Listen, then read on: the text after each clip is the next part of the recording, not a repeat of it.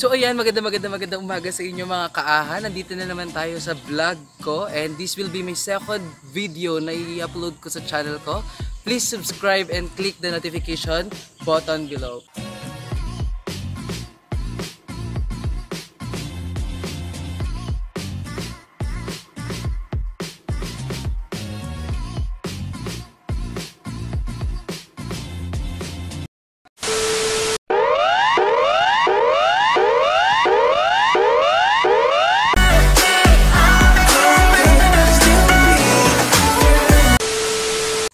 Okay, so mga kaaha, ito na nga yung 30 questions na gusto nila itanong sa akin. At syempre, babasahin natin ito isa-isa at sasagutin ko ng buong puso. Okay, buong puso.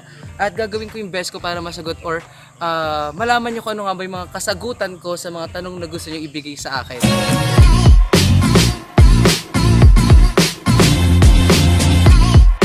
Okay, so bilisan natin. Mag-umpisa tayo sa unang katanungan. Okay, ang unang katanungan, syempre about sa love yan. Lagi naman, kahit nasasaktan na ako, love pa din nito, syempre. Bakit mo siya binitawan? Binitawan? O sabay kami bumitaw? Ganun kasi yun eh.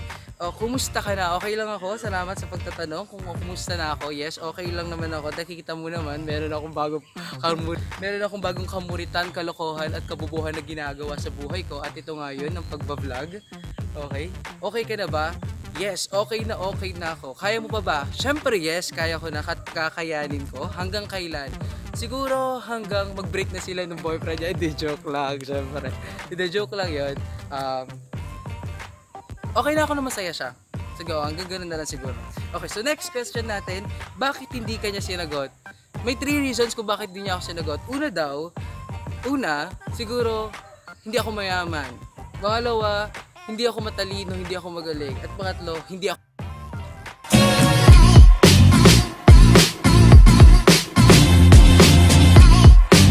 Ito, joke lang. So, joke lang yun. Kaya hindi niya ako sinagot. Siguro wala pa kaming time sa mga ganung bagay before.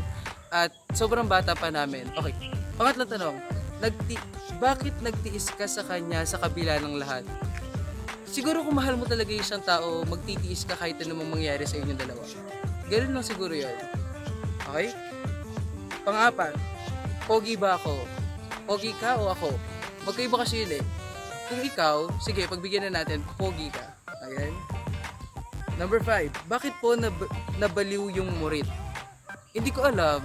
Pag nabaliw siguro yung murit dahil may dinaramdam siya or may nararamdaman siyang mali.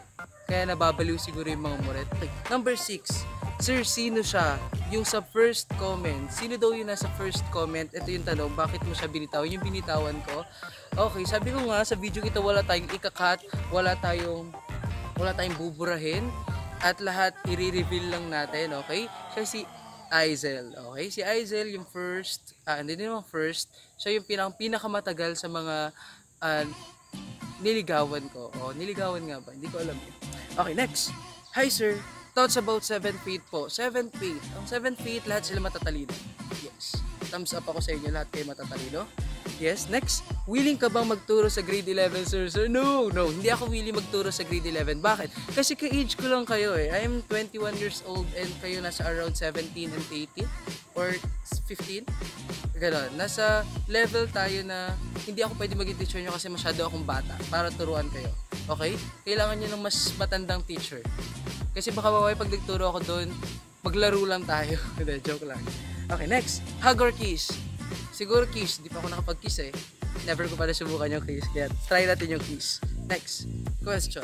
Sir, ilang taon ka na? I'm 21 years old right now. Yes, 21 years old. Pero feeling ko isip bata pa ako kaya yun. Next. At kailan birthday mo? My birthday is January 19.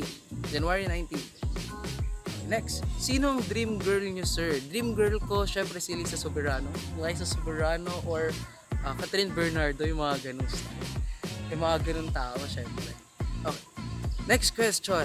Will there be a chance na makapunta po kayo in one of the world tour ng The Script? Maybe yes, kung may chance siguro, bakit hindi? The Script pa din naman yun. Okay, sino bang hindi gusto pumunta sa a world tour ng The Script? Okay?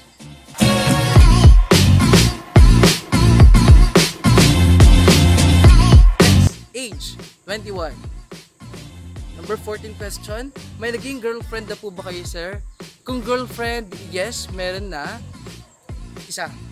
Okay, isa. Yung tinuturok yung girlfriend. Next. Sino jowa mo, sir? Wala akong jowa. Gusto may kalala.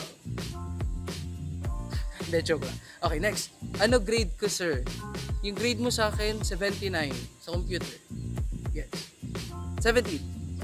Advisor po ba kayo next year? Kung yes, anong grade? Kung magiging advisor ako next school year, siguro grade 7 ang pipiliin ko. Dahil, ewan ko, mas okay yung puso ko sa grade 7 students at mas okay sila. Okay? Next. Ano pong pinakagusto nyong section? Sir, pwede po bang +1 direct to the card? +1 hindi pwede. Pero kung pinakagusto kong section, to be honest, 7 Fate. Okay? 7 Fate. Kung hindi 7 Fate, 7 Love. Sir, mamimiss niyo po ba ang 7 Truth kahit sobrang napapagalit po namin kayo? Syempre, oo naman, mamimiss ko yung iilan-ilan sa inyo. Lahat kayo mamimiss ko. Kaya yun, mamimiss ko kayong lahat. See you next school year. Grade 8 na kayo nun. Okay, next. Sir, kailan po kayo naging best friend ni Miss Sapad? Okay, magkaparehas ba ang best friend tsaka barkada? Kung magkaparehas yun, siguro since high school, mag-best friend kami. Okay, pero kung hindi yun magkaparehas, friend ko lang si Miss Sapad. Okay? By the way, Miss Sapad is my co-teacher and co-worker. Here, teacher po ako. Share ko lang. Okay, next. Sir, masaya ka ba sa 7 Joy nung tinuturuan niyo po kami? Syempre, oo naman. 7 Joy, minsan iinis lang ako, pero most of the time, masaya ako, lalo na pag wala yung mga boys. Next. Bakit di mo siya pinaglaban? Bakit may paglalaban yung tao kung in the first place ayaw ka din niya ipaglaban or di mo rin naramdaman na ipinaglalaban ka niya? Ganun lang yan eh. May mga tao na dapat pinaglalaban, may mga bagay na ipinaglalaban. Pero kung ipaglalaban niya ako ngayon, ipaglalaban ko din siya. Okay, next. Gusto pa ba si Azel?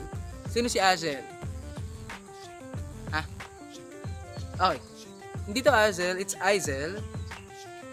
Oh, may katuloy. Alam ko naman ang sagot mo pero gusto ko lang malaman ng iba. Pa-shoutout na rin daw sa si sister.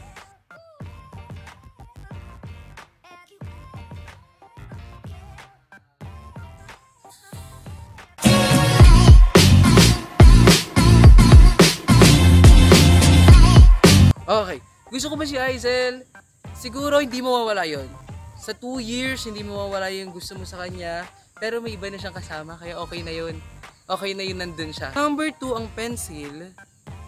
Number 2, pencil. Ang pinakaginagamit na pencil sa buong mundo. Bakit number 2 ang tawag doon? Hindi ko alam. Dahil siguro sa kapal ng lead niya, 2mm. Tama ba ako? Hindi kasi ako expert sa ganito eh. Pero thank you na rin sa question. Next question. Naging kayo ba ni Ma'am Sapad? Ma'am Sapad? Hindi kami naging ni Ma'am Sapad. Pero yun nga, barkada, friends kami at close kami. Next. Mabait ba ang 7 Fate? Syempre naman, mabait ang 7 Fate. Okay?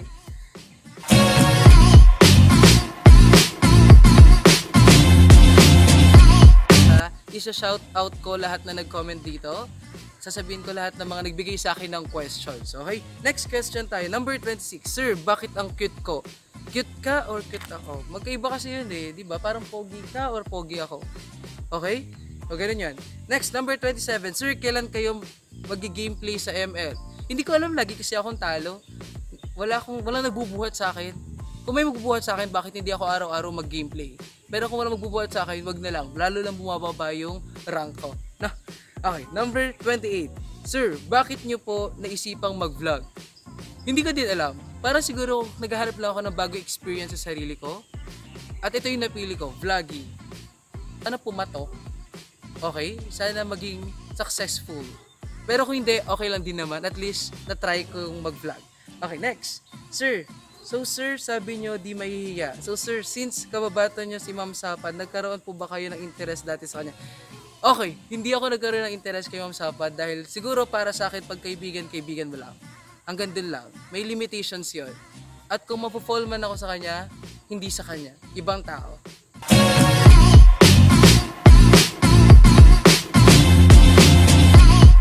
Okay? So yun yung mga 30 questions na binanggit ko sa inyo at sinagot ko ng buong puso ko.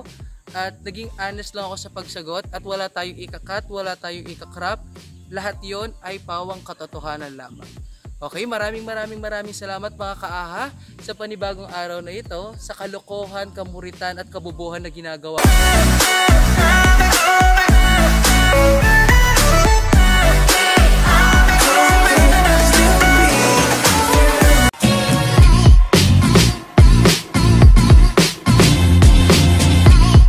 Ayan, so bago tayo matapos, mag-shoutout muna tayo sa mga nag-comment at nag-send sa akin ng mga messages nila or questions nila.